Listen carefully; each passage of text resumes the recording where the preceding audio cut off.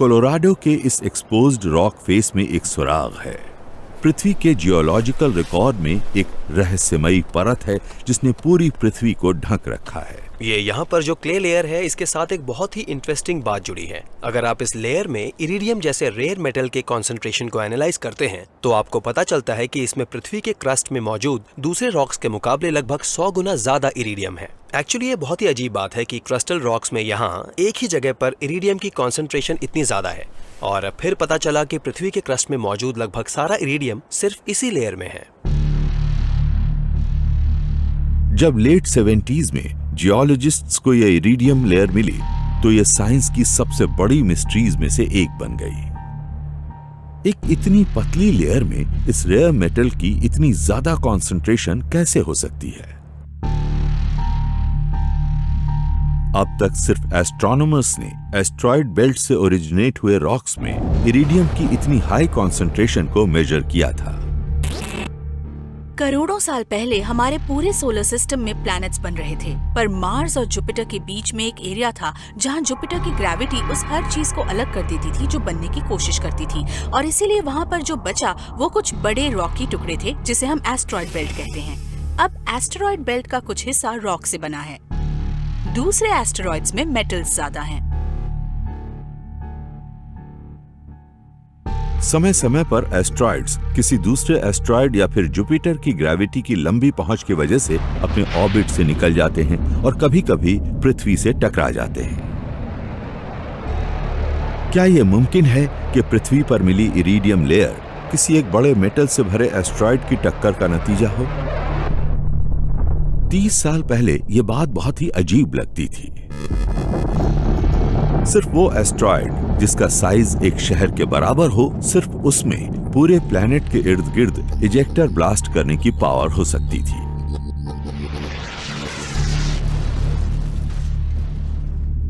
आप सोच सकते हैं वो इवेंट कितना बड़ा और कितना वायलेंट रहा होगा। कई इंच मोटे धूल से भरे मलबे का होराइजन से आना, आसमान में से आपके ऊपर बरसना और आपको उस लेयर के नीचे ढक देना। उससे पृथ्वी पर कहीं एक बहुत बड़ा क्रेटर बन गया होगा। हालांकि ये सुनने में अजीब लगता है, इस एस्ट्रॉइड हाइपोथेसिस ने एक और बहुत पुरानी पहेली को सुलझा दिया। डायनासोर्स लगभग उसी वक्त खत्म हुए थे जब पृथ्वी पर इरिडियम की लेयर बिछी थी। तो क्या इन दोनों इवेंट्स में कुछ रिश्ता है? ये पजल सॉल्व हुआ जब युकेटान में एक एस्टेरॉयड इंपैक्ट क्रेटर का पता चला, और वो क्रेटर पूरे 6.5 करोड़ साल पुराना था, उतना पुराना जितनी पुरानी ये लेयर है। और उस क्रेटर का जो साइज है वो उतना ही है जितना उस एस्टेरॉयड का होना चाहिए जो इस तरह की लेयर बिछा सकता था। तो ये कहना गलत नहीं होगा कि एस्टेरॉयड्स हम पृथ्वी पर रहने वालों के लिए एक कॉस्मिक इरिडियम डिलीवरी सिस्टम है। और एस्ट्रॉइड्स ने हम लोगों को सिर्फ इरिडियम नहीं दिया है। हमारे सोलर सिस्टम के इतिहास में ऐसा बहुत बार हुआ है कि बहुत भारी बम्बार्डमेंट हुई है। पृथ्वी की तरफ हर तरह से एस्ट्रॉइड्स और कॉमेट्स गिरे हैं, पर उस वक्त तक पृथ्वी कुछ हद तक सख्त हो चुकी थी, तो सब कुछ ही डूबकर कोर में नहीं चला गया। तो जो मेटल्स हमें अपने आसपास मिलते हैं वो उस बम्बार्डमेंट के प्रोडक्ट्स हैं जो बाद में हुई थी।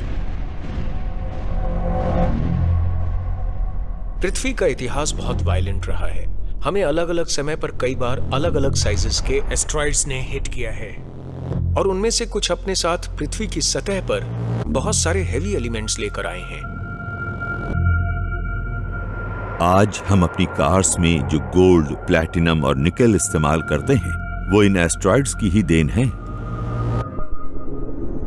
एस्टेरॉइड्स के टकराने से पृथ्वी पर जगह जगह कुछ ओर मिनरल्स और ओर मेटल्स जमा हो गए, और आज जब हम माइनिंग करते हैं तो उन्हीं को खोदकर बाहर निकालते हैं। ज्यादातर केसेस में जब आप एक माइन में इन हेवी एलिमेंट्स के लिए खुदाई करते हैं तो एक तरह से एक एस्ट्रॉइड की टक्कर का फायदा उठा रहे होते हैं।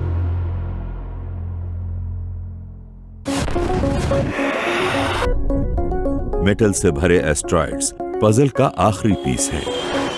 अब हम टाइम और स्पेस में से अपनी कार के हर एक एटम के सफर को रिकंस्ट्रक्ट कर सकते हैं। बिग बैंग के उस पल से लेकर स्टार्स की जनरेशन से होते हुए पृथ्वी के जन्म से और आखिर में कार के शोरूम तक। हमारे यूनिवर्स में कितने सारे सुपरनोवा हुए, कितने ही स्टार्स बने और खत्म हुए, और तब कहीं जाकर हमें वो सब चीजें मिली जो इन कार्स को असेंबल करने के लिए जरूरी हैं। कितनी अच्छी बात है ना? मुझे लगता है कि हम इसे पूरी तरह नहीं समझते हैं कि हमारी कार को बनाने वाले एलिमेंट्स कितने कॉम्प्लिकेटेड हैं, कितने खास हैं। ये सब आसान नहीं था।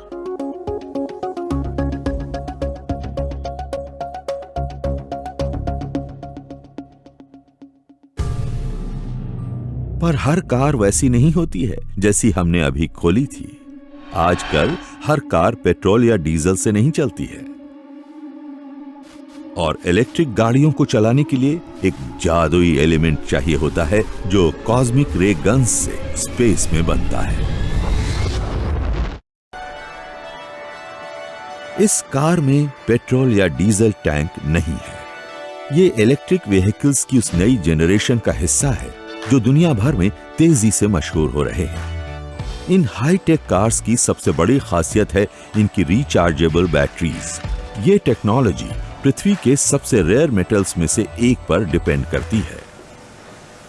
ये देखिए, ये एक इलेक्ट्रिक कार का बैटरी पैक है, और आज की इलेक्ट्रिक कार्स में जो मेटल इस्तेमाल होता है वो है लिथियम।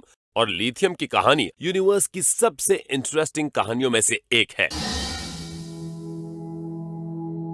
हाइड्रोजन और हीलियम के बाद लिथियम सिर्फ 3 प्रोटॉन्स और 4 न्यूट्रॉन्स के साथ सबसे हल्का एलिमेंट है, और इसीलिए यह इलेक्ट्रिक कार्स के लिए बिल्कुल सही है। अगर बैटरी का वजन कार से ज्यादा हो तो हमारी एनर्जी बैटरी को उठाकर घुमाने में बर्बाद होगी। तो अगर हम एक हल्की बैटरी जैसे कि एक लिथियम आयन बैटरी बना पाए तो हमें पावर तो मिलेगा ही, पर उन भारी बैटरीज को कार के साथ यहां वहां ले जाने का नुकसान नहीं झेलना पड़ेगा। लिथियम वो मेटल है जिसकी मांग पृथ्वी पर बहुत तेजी से बढ़ रही है, पर साथ ही ये एक कॉस्मिक पहेली भी है। बिग बैंग से थोड़ा लिथियम बना था, पर पहले स्टार्स के बनने के साथ ही ये लिथियम गायब हो गया। हाइड्रोजन और हीलियम से अलग, जो कि एटॉमिक स्केल पर काफी स्टेबल होते हैं, लिथियम थोड़ा सा नाजुक होता है। इसे इसके कंपोनेंट्स में तोड़ा जा सकता है। वक्त गुजरने के साथ ये पहले स्टार्स अपने आप थोड़ा लिथियम बनाते हैं, पर वो ज्यादा देर टिक नहीं पाता। वो इतना नाजुक होता है कि बनते ही स्टार के कोर के अंदर की कंडीशंस की वजह से टूटकर बिखर जाता है। तो फिर यूनिवर्स एटम्स को फ्यूज करके लिथियम कैसे बनाता है? बनाता नहीं है, बल्कि ब्लास्ट करके तोड़ता है। इस बात का जवाब कि लिथियम कहां से आया बहुत ही अजीब है, जैसे कि कोई साइंस फिक्शन हो। एक तरह से वो स्पेस की रे गन से आता है।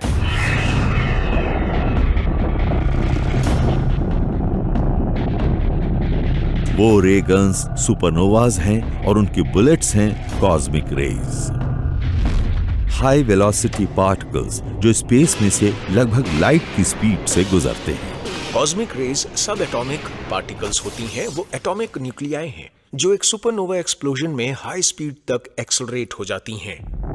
अगर कोई दूसरा एटॉमिक न्यूक्लियस उसके रास्ते में आता है तो वो उससे टकराकर उसे तोड़ सकती है, और इस एक्सप्लोजन से निकले टुकड़ों में से एक होता है लिथियम।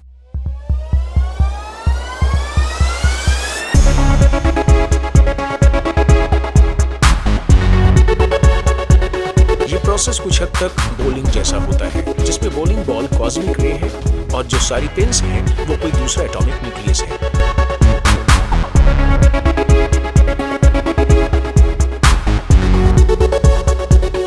जब बॉलिंग बॉल पिन्स से टकराती है तो वो हर तरफ बिखर जाती है, और उन पिन्स में से कोई एक हो सकता है लिथियम।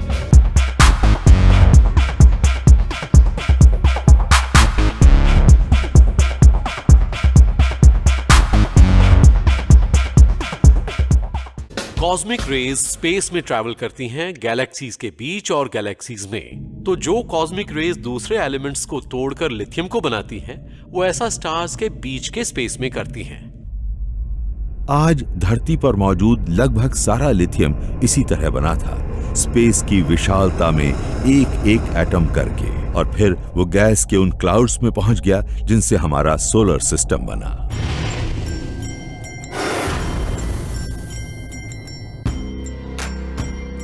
ओह, अब आएगा मजा। हो सकता है हमारी कॉस्मिक कार की प्रोडक्शन लाइन यहीं खत्म होती हो, पर यूनिवर्स की प्रोडक्शन लाइन चलती रहती है। ये सच में कमाल की बात है। इस कार में जो एटम्स हैं, वो पूरे कॉस्मोस में सफर करके आए हैं। ये हम तक 1300 करोड़ साल पहले पहुंचे हैं। यूनिवर्स के बनने के 100 करोड़ साल बाद हमने इन्हें इस्तेमाल किया और अब वहीं वापस भेज रहे हैं जहां से ये आए थे। हमारी कार में जो एटम्स हैं वो हमेशा हमारी कार में नहीं रहेंगे, बल्कि हो सकता है हमारी कार हमारे होते हुए ही डिस्ट्रॉय कर दी जाए, क्रश कर देते हैं। उसे पृथ्वी की दूसरी चीजों में रिसाइकिल कर दिया जाएगा, पर आखिर में पृथ्वी पर मौजूद एटम्स भी बाकी के कॉस्मोस के साथ रिसाइकिल हो जाएंगे। कितना कूल था ना?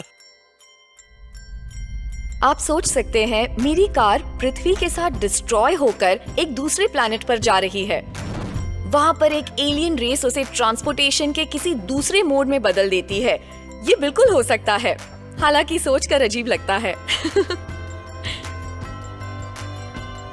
करोड़ों साल पहले बने स्टार्स से लेकर कॉस्मिक रेस तक, यहाँ तक कि बिग बैंग तक भी ये सोचकर हैरानी होती है कि यूनिवर्स में कितनी सारी चीजें हुई और तब कहीं जाकर आज हमारे पास कार्स हैं। आप जिसे ड्राइव करते हैं वो असल में उसका एंड प्रोडक्ट है जो 1370 करोड़ साल पहले शुरू हुआ था। वो नई कार की खुशबू, वो असल में यूनिवर्स की बहुत पुरानी स्मेल है, क्योंकि उस स्मेल का पीछा बिग बैंग तक किया जा सकता है।